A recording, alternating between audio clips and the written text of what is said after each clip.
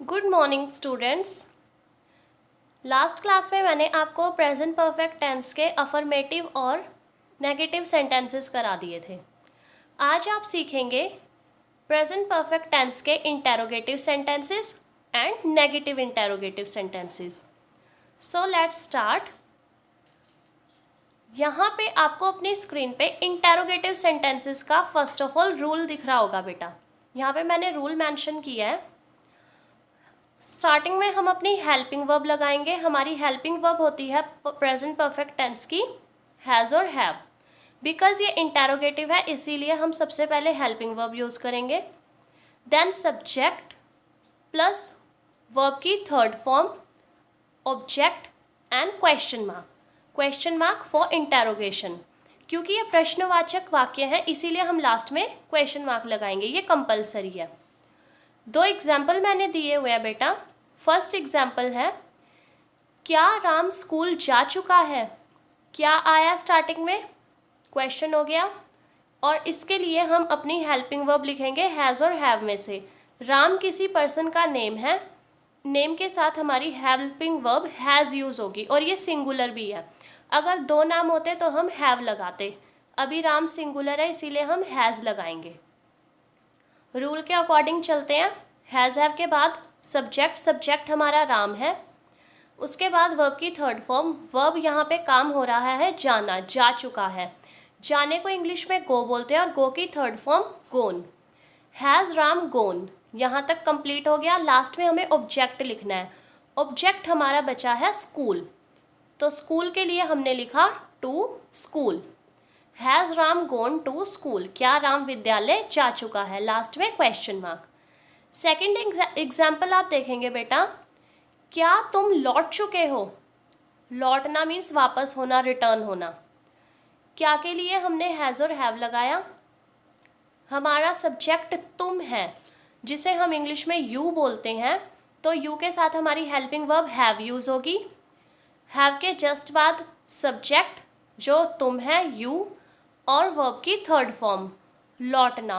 लौटने को रिटर्न बोलते हैं, रिटर्न की थर्ड फॉर्म यहाँ पे आ गई रिटर्न्ड, ईडी ऐड कर दिया। इस सेंटेंस में हमारा कोई भी ऑब्जेक्ट नहीं बचा था इसीलिए सेंटेंस यहीं पे फिनिश हो जाएगा विद क्वेश्चन मार्क। ओके, आगे आप नेगेटिव इंटेरोगेटिव सेंटेंसेस देखेंगे। इसका भी आपको रूल लर्न करना है बेटा। रूल बिल्कुल सेम है इंटेरोगेटिव जैसा ही, बस इसमें नॉट ऐड हो जाएगा। नॉट हम लगाएंगे सब्जेक्ट के बाद। ओके, ये रूल आप लर्न करेंगे अच्छे से। जब तक ये रूल लर्न नहीं होगा बेटा सेंटेंसेस आपके नहीं बन पाएंगे। सो प्लीज़ आप रूल अच्छे से लर्न कर लेना केयरफुली। यहाँ पे भी मैंने दो एग्जाम्पल मेंशन किए हुए हैं नेगेटिव इंटेरोगेटिव के।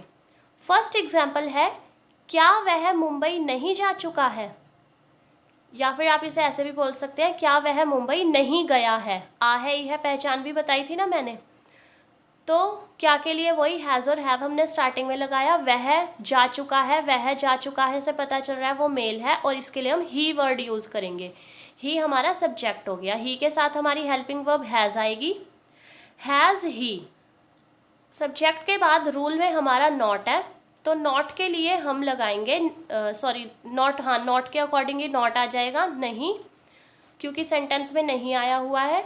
Has he not, then verb की थर्ड फॉर्म, वर्ब यहाँ पे जाना है, जाने की थर्ड फॉर्म गोन, गो की थर्ड फॉर्म गोन। कहाँ पे, मुंबई, तो टू मुंबई। टू मुंबई हमारा ऑब्जेक्ट है, लास्ट में question mark. Has he not gone to Mumbai, क्या वह मुंबई नहीं गया है। ऐसे ही आप सेकेंड एग्जाम्पल देखेंगे नेगेटिव इंटेरोगेटिव का, क्या तुम काम शुरू नहीं कर चुके हो, या क्या तुमने अपना काम शुरू नहीं किया है। दोनों सेम ही है बेटा ये। तो क्या तुम के अकॉर्डिंग हमारी हेल्पिंग वर्ब आई हैव, क्योंकि यू के साथ हम हमेशा हैव यूज़ करते हैं। उसके बाद सब्जेक्ट यू, तुम के लिए यू लगाया। देन नॉट, क्योंकि ये हमारा नेगेटिव इंटेरोगेटिव सेंटेंस है, शुरू नहीं, नहीं वर्ड आ गया ना, नहीं के लिए हमने नॉट लगाया। अब शुरू करने को स्टार्ट बोलते हैं, ये वर्ड तो आपको पता ही होगा, ये भी हमारा वर्ब हो गया। वर्ब की थर्ड फॉर्म हमने लगाई started. Have you not started, क्या तुमने शुरू नहीं किया है। अब क्या शुरू नहीं किया है, काम, काम के लिए हमने लगा दिया द वर्क, ये काम हमारा ऑब्जेक्ट है इसीलिए सबसे एंड में आ गया। और ये इंटेरोगेटिव सेंटेंस है इसीलिए हम क्वेश्चन मार्क यूज़ करेंगे। ओके, सो ये आपके नेगेटिव इंटेरोगेटिव सेंटेंसेस थे और आपने इंटेरोगेटिव भी समझ लिए। अब आपको इसका प्रैक्टिस वर्क मिलेगा। ये जो मैंने एग्जाम्पल और रूल आपको बताया, इनकी हेल्प से आप इन सेंटेंसेस को ट्रांसलेट करेंगे अपनी नोटबुक में इंग्लिश में। ओके, ये आपको 15 सेंटेंसेस दिए गए हैं। आगे आप देखेंगे ये टोटल 15 सेंटेंसेस हो गए जो आपको अपनी इंग्लिश की नोटबुक में प्रैक्टिस करनी है इनकी। Okay, thank you.